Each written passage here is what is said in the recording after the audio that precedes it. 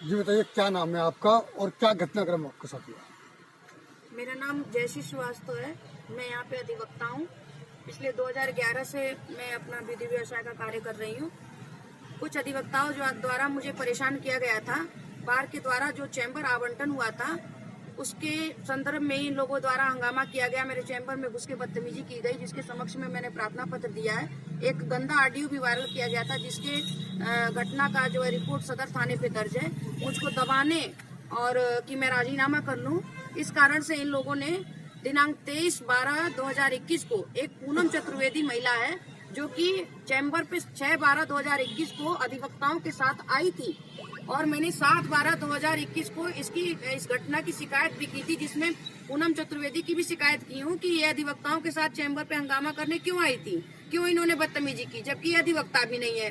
तो इन्होंने अपने महिला होने का फायदा उठाकर वकीलों के साथ षड्यंत्र करके 23/12/2021 को एक प्रार्थना पत्र दिया है, जिसमें ये लिखा गया है कि 19/12/2021 को मेरे पति, मेरे देवर और मैंने उनके साथ छेड़छाड़ की, उन्हें और भी एक तरह से प्रताड़ित किया, जबकि ये बिल्कुल असत्य है। क्योंकि 19 तारीख को करीब 6 बजे हमारे एक चचेरे देवर का एक्सीडेंट हुआ, उसमें एक लड़के की मृत्यु हुई, जिसमें चचेरे देवर की स्थिति इतनी खराब हो गई कि उसके पिता, भाई सुरेंद्र सिंह, गांव के अन्य लोग और जो वो लड़का खत्म हुआ उसका पूरा परिवार, गांव के प्रधान और मकोरा थाने की पुलिस, सब लोग घटना स्थल पे मौजूद थे। जब 6 बजे से 6:30 बजे तक इतनी गंभीर घटना घटित हुई है, तो उस बीच में सुरेंद्र सिंह ने छेड़छाड़ की घटना कैसे कर दी? 6 बजे से लेकर रात के 11:30 बजे तक सुरेंद्र सिंह इन्हीं लोगों के साथ रहा है। अपनी अल्टो सफेद गाड़ी में रामू को डालकर केएम हॉस्पिटल से शोभित हॉस्पिटल तक वो लेकर आए हैं, जहां मेरे पति ने उनको भर्ती भी कराया है। केएम हॉस्पिटल पे हम लोग भी पहुंचे हैं रात को 8:30 बजे के बाद। तो ये घटना का फर्जी रिपोर्ट कैसे करा दिया गया कि छेड़छाड़ की गई है? दूसरी बात, मैं इस पेन ड्राइव में सीसीटीवी कैमरेज की फोटो भी दाखिल कर रही हूँ, जिसमें शाम 4:50 से लेकर 8:13 तक का रिकॉर्डिंग है कि मैं और मेरे पति कैरियर प्लस कोचिंग सेंटर पर एक प्रोग्राम में थे, जहां एक जन्मदिन था और मेरे साथ वहां पे बहुत लोग उपस्थित थे जो समय आने पर गवाही भी देंगे। और केएम हॉस्पिटल में उपस्थित सभी लोग घटना स्थल पे आज एफिडेविट प्रस्तुत कर रहे हैं कि ये घटना फर्जी बनाकर और छेड़छाड़ की लिखाई जा रही है, सुरेंद्र को फर्जी फंसाया जा रहा है। मैं अपने पति के लिए पेन ड्राइव आज दाखिल कर रही हूँ, पूरे सीसीटीवी फोटोज और वहाँ जो कैमरे में उपस्थित घटना है उसका पूरा रिकॉर्ड दाखिल करूंगी। और जो वहाँ पे रोड पर कैमरे लगे हुए हैं उन दुकानदारों का भी एफिडेविट दाखिल हो रहा है, क्योंकि उन्होंने कैमरे में देखा है कि शाम को 4:50 से लेकर और 8:13 तक हम सभी लोग कैरियर प्लस कोचिंग सेंटर पे रहे हैं। तो कहां से छेड़छाड़ की घटना को अंजाम दे दिया? स्पष्ट रूप से ये दिख रहा है। प्रशासन को भी इस बात की जानकारी है कि सिर्फ मुझे दबाने के लिए और अधिवक्ताओं के खिलाफ जो मैंने मुकदमा किया है उसमें मैं राजीनामा कर लूं, इस उद्देश्य से ये फर्जी 354 का मुकदमा लिखाया गया है। जबकि घटना 19 तारीख की थी, तो 19 तारीख को अगर 6 बजे घटना हुई तो उसी समय रिपोर्ट क्यों नहीं की गई? 100 नंबर की पुलिस को क्यों नहीं बुलाया गया या और भी कानूनी कार्यवाही क्यों नहीं की गई? आपने कौन सा मुकदमा दर्ज कराया है अधिवक्ताओं के मैंने खिलाफ? ऑडियो वायरल किया गया है इन लोग के द्वारा, जिसमें मेरे लिए बहुत गंदे शब्दों का इस्तेमाल किया गया है और बार के अध्यक्ष सचिव महोदय को भी अपमानित किया गया है।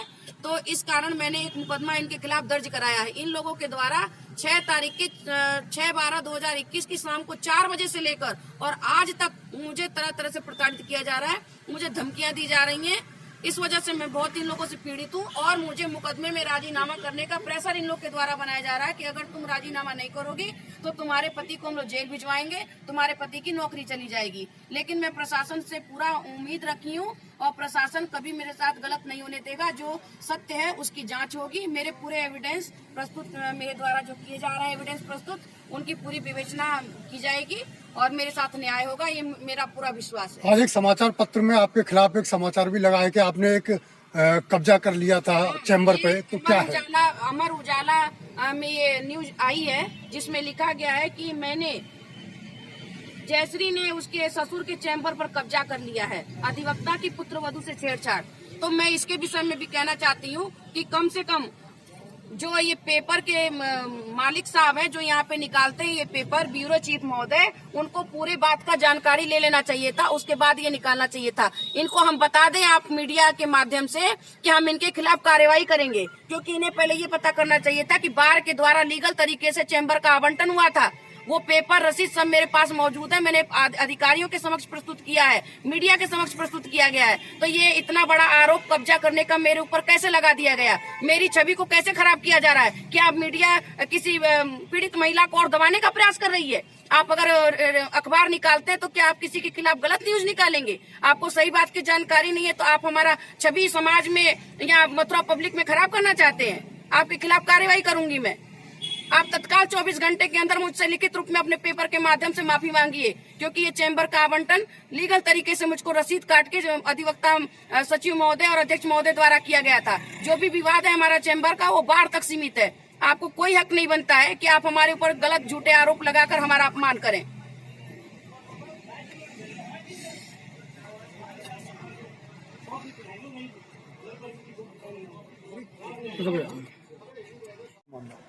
मेरा नाम गीतम सिंह है और मैं जयश्री मैडम की गाड़ी चलाता हूँ। तो 19 तारीख की घटना के बारे में बताना चाहता हूँ कि 3:30 बजे करीब मैं मैम और उनकी लड़की दोनों को लेके टेम्पी नगर के लिए निकला था।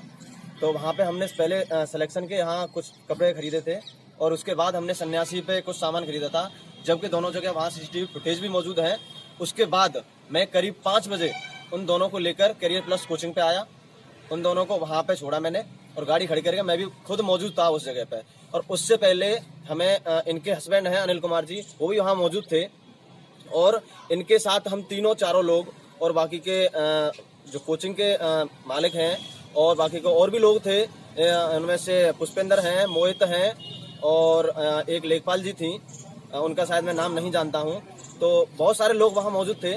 तो उसके बाद हमारे पास करीब 7:45 बजे करीब फ़ोन आया था कि इनके चचेरे देवर हैं, उनका एक्सीडेंट हो गया था KM हॉस्पिटल के आसपास। तो वहाँ पे उसके बाद अब जैसे फ़ोन आया तो हम तीनों लोग करीब 8 सवा 8 बजे के आसपास मैं इनको खुद लेकर निकला था। KM हॉस्पिटल पहुँचे और उनके साथ सभी लोगों को लेकर हम शोभित हॉस्पिटल आए थे, जहाँ पे मुझे सुरेंद्र सिंह और इनके पिताजी भगत सिंह और उनके चाचा हैं गंगाराम और उनकी माता जी हैं, चाची हैं और लेखपाल भाई थे और 2-3 भाई और थे जिन्हें मैं शक्ल से जानता हूँ, नाम तो नहीं जानता हूँ। और 11:30 बजे तक करीब मैं उनके साथ शोभित हॉस्पिटल में मैं खुद मौजूद था। तो मैं ये कहना चाहता हूँ कि इनके खिलाफ जो 19 तारीख को घटना लिखाई गई है करीब शाम 6 बजे की, तो उसमें ये पूरा जो षड्यंत्र बनाया गया ये बिल्कुल झूठ है। इस चीज़ को प्रशासन भी जानता है और प्रशासन के सामने मैं जहाँ भी मेरी जरूरत होगी मैं गवाही दूंगा इस चीज़ का और साक्ष्य प्रस्तुत करूंगा कि मैं इन तीनों को लेकर किस टाइम किस जगह मौजूद था। ऐसा तो नहीं है आप मैडम के ड्राइवर हैं इसलिए इस बात ऐसा कुछ नहीं है, मैं किसी के प्रेशर में भी नहीं हूँ। इस पेन ड्राइव में मेरा भी फुटेज है, मैं भी इनके साथ मौजूद हूँ। तो मैं ऐसी कोई बात किसी के ना प्रेशर में हूँ न मुझे किसी से कोई लोभ लालच है और मुझे इस चीज़ का बिल्कुल भी नहीं है कि मैडम के साथ रहता हूँ या ड्राइवर हूँ उनका कि कुछ और कोई बात है, बिल्कुल नहीं। जो सच्चाई है वो मैं इसको प्रदर्शित करना चाहता हूँ सबके सामने। बस मैं यही कहना चाहूँगा कि प्रशासन से मैं रिक्वेस्ट करना चाहूँगा कि ये जो इन बेगुनाह लोगों को फंसाया जा रहा है वो बिल्कुल झूठ है और बिल्कुल गलत है। आपने ये कहा था कि प्रशासन हर चीज सब कुछ जानता है, तो प्रशासन जब जानता है क्या प्रशासन आपको गलत फंसाएगा? प्रशासन के जानते हुए भी प्रेशर के माध्यम से उत्पीड़न किया जा रहा है इन लोगों का। प्रशासन का क्या आपका दुश्मनी है कोई? ये मैं नहीं कह सकता, पर लोगों का हो सकता है कि राजनीतिक प्रेशर हो उनके पास कोई, ये भी तो हो सकता है। 19 तारीख की जबकि मैं ऐसा भी संभव है कि प्रशासन को गुमराह किया गया हो। ये भी हो सकता है प्रशासन को गुमराह किया गया हो, पर लेकिन प्रशासन के सामने हम अपने साक्ष्य और गवाह अपने रखेंगे तो प्रशासन भी चाहता है कि हमारे साथ न्याय हो और हम भी अच्छी तरह से जानते हैं कि प्रशासन हमारे साथ न्याय ही करेगा और हमें इस झूठे मुकदमे से बचाएगा।